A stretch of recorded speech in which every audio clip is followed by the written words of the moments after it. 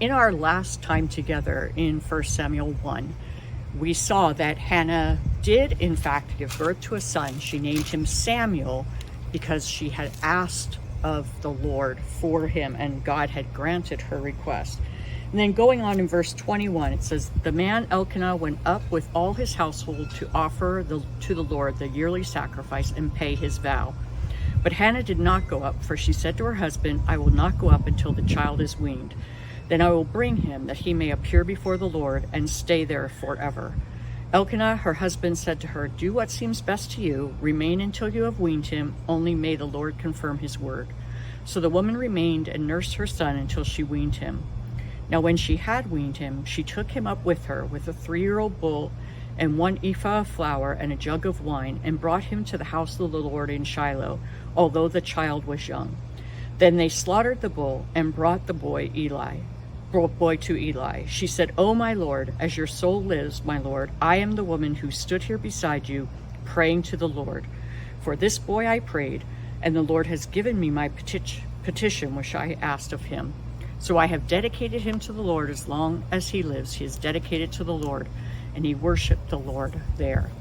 So we see in this further chapter in the story of Hannah that at the time when Samuel was a little bit more grown up, she took him to the temple and presented him to Eli, just as she had promised God that she would do. And she rejoiced in the fact that God had answered her prayer, that he had given her this son, and she was dedicating him to God.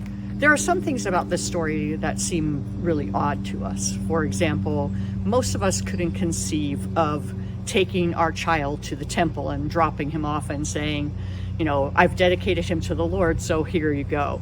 But I think we have to keep in mind that all of us need to recognize that children are a gift from the Lord, and that we should dedicate our children to the Lord's service, that they are not just ours to hold on to and to say, this is my child, but children are a stewardship from God.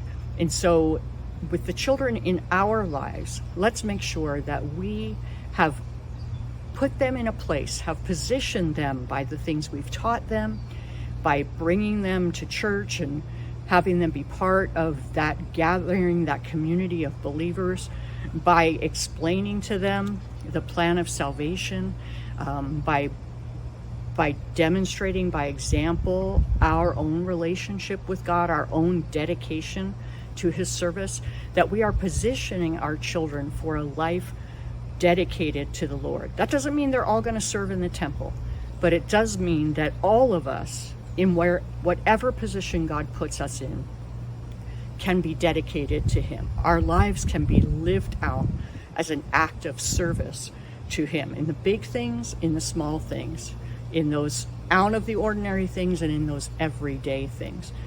Let's be people who both live our own lives and who help our children to understand that to live as a believer is to live as a servant of the Lord.